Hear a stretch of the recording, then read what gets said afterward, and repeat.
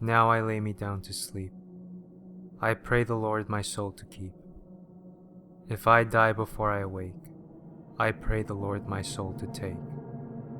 When I was really little, I dreamed I was playing with this other girl about my age, about 6 or 7.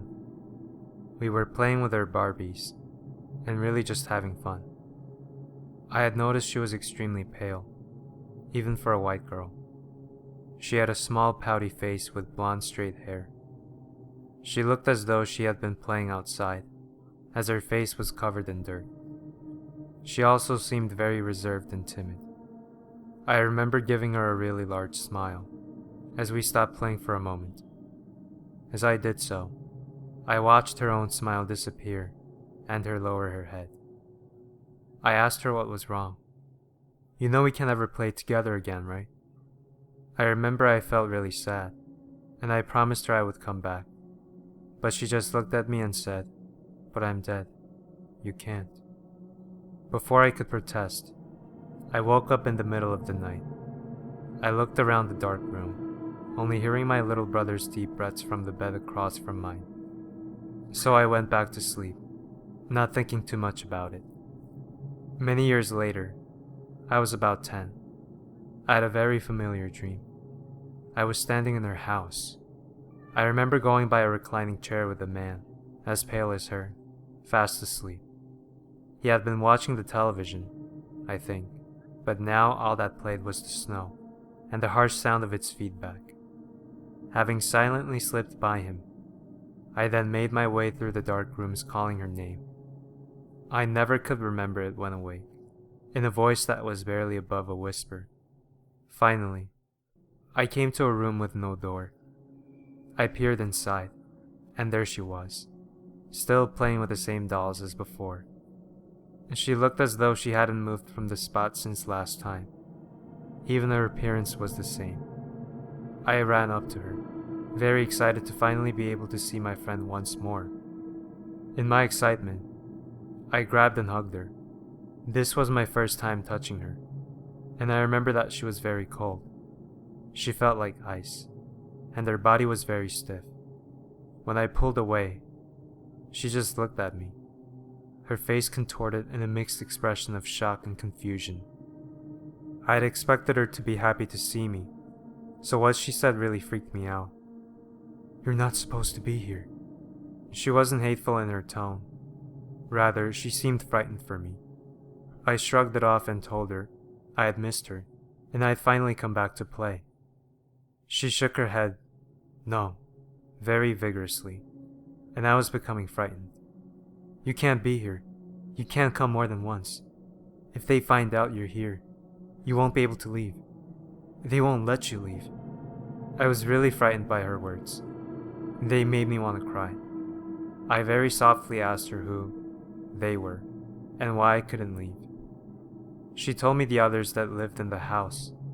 She said they would be mad that I'm here, and then she said something that has truly haunted me all these years.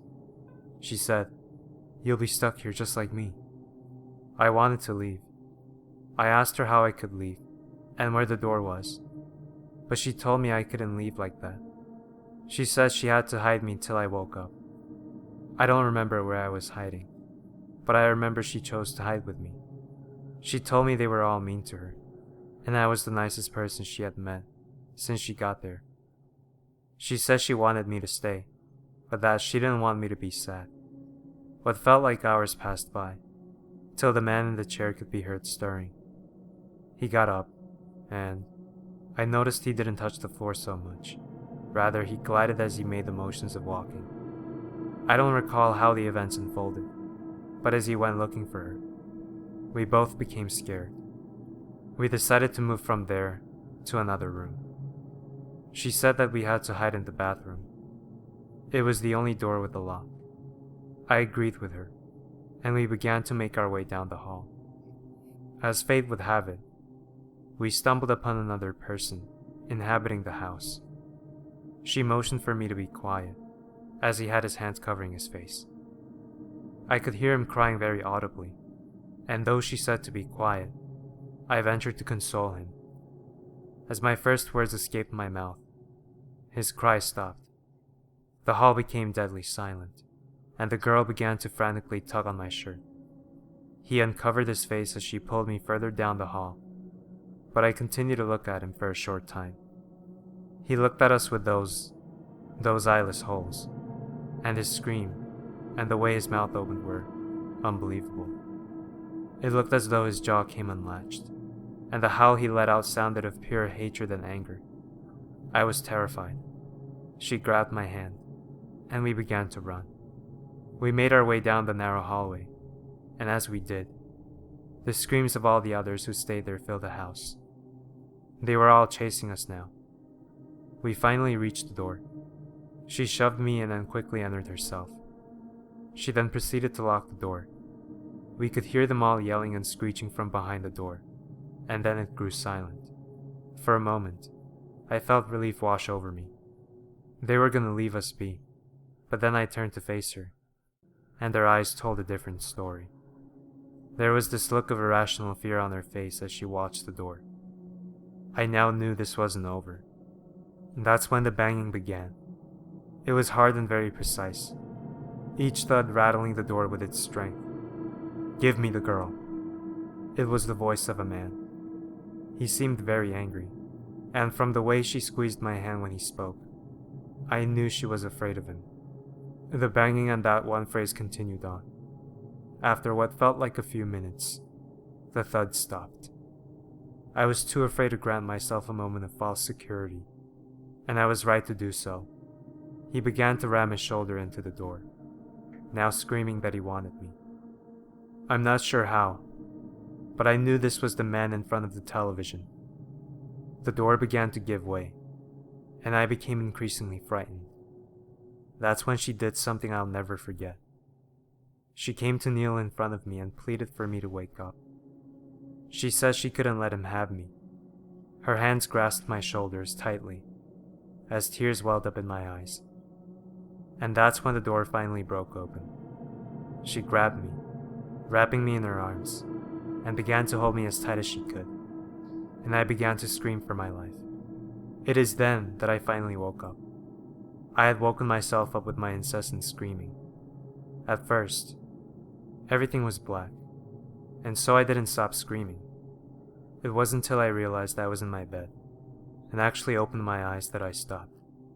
Above my face was my dad's, and from the look on it, it seemed he was scared.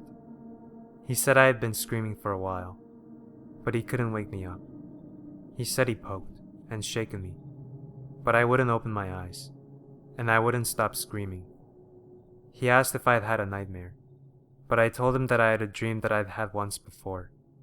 I said that I dreamed I went to play with a friend, but her family didn't like me. To this day, I've never dreamed of the girl or her house again. I know it's a little choppy and vague, but it's been 10 years since I had these dreams. I recently began thinking about that little girl, and everything that happened. It truly scared me, and so, I thought to share it with others.